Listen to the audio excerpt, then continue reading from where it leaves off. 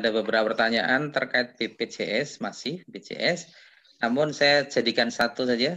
Maksudnya saya baca sekalian karena mirip-mirip. Sebenarnya intinya tentang bagaimana keterlibatan kita di dalam BPJS, baik sebagai dokter maupun sebagai peserta ya. Jadi misalnya pertama pertanyaan tentang BPJS yang aturannya sering berganti-ganti. Apakah ini memang tidak menunjukkan horornya masih sangat kuat ya? Apakah itu masih darurat gitu ya? Lalu saya dokter bukan PNS telah mengikuti BPJS Mandiri. Apakah masih boleh mengikuti BPJS atau harus berhenti mengikuti BPJS ya? Jadi hampir sama sebenarnya tentang kepesertaan maupun sebagai pelayan kesehatan. Lalu anak saya baru masuk kuliah dan diminta bukti keanggotaan BPJS. Apakah masih tergolong darurat dan ikut BPJS? Ya maksudnya kan ini sistem memang menghendaki harus begitu, harus jadi anggota ini.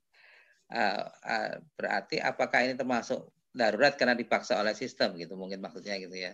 Silakan Ustadz. Ya, jadi sepertinya sih kita bagi dua ya, antara sebagai peserta dan sebagai pelayan gitu ya. Peserta tadi ada kita sebagai dokter, tapi dokter sebagai peserta atau anak-anak kita mahasiswa dan lainnya. Menurut saya kita kembalikan kepada rumus saat memang tidak ada pilihan lain, maksudnya tidak ada asuransi yang memberikan benefit rawat jalan yang paling murah. Yang kedua, atau ada pilihan lain tapi memang tidak mampu. Yang ketiga, kebutuhan berobat kita memang berobat untuk jenis-jenis penyakit ya, bukan tertier, bukan operasi plastik atau apa gitu. Nah, maka menurut saya masuk dalam kategori semi darurat dan diperkenankan menurut saya pribadi. Sebagaimana yang saya jelaskan juga dalam akun, tulisan di koran, dan beberapa video saya masuk dalam kategori semi darurat sampai dia punya kemampuan atau hadir asuransi sejenis yang syariah baru kita pindah. Selama itu belum ada berarti kalau memenuhi kriteria tadi berarti kondisinya semi darurat. Yang kedua saya melihat sih BPJS. Nah sekarang udah selesai sebagai peserta, kita lanjut sebagai pelayan, sebagai dokter, buka paskes 1 atau 2 dan sejenisnya. Nah menurut saya yang awam di bidang praktek, di bidang kedokteran, nanti mohon para dokter juga meluruskan kalau ada potret saya yang salah nih, memotret ini. Saya lihat BPJS ini secara umum hari ini itu terlepas dari dinamikanya ya, itu sangat membantu bagi sebagian masyarakat karena khususnya untuk rawat jalan, khususnya dengan besaran premi yang hari ini mungkin masih tergolong murah walaupun ada kenaikan dibanding dengan asuransi sejenis. Nah, jika itu memang benar adanya, maka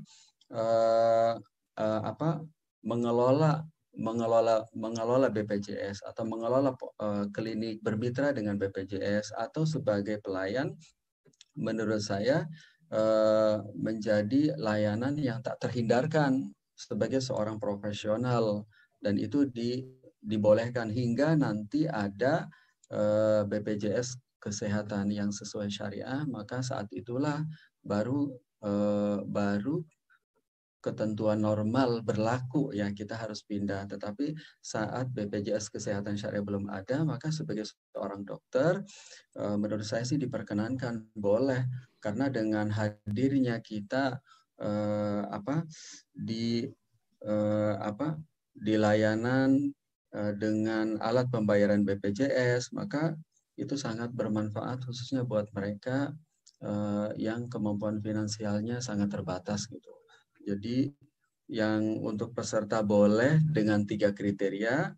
Yang kedua menurut saya untuk pelayan memang bagian dari darurat saat ini ya, di mana dengan profesi tersebut kita bisa melayani mereka, orang yang berkemampuan finansial terbatas, dan BPJS ini menjadi satu-satunya belum ada BPJS Kesehatan Syariah, sehingga jenis daruratnya itu berbeda gitu.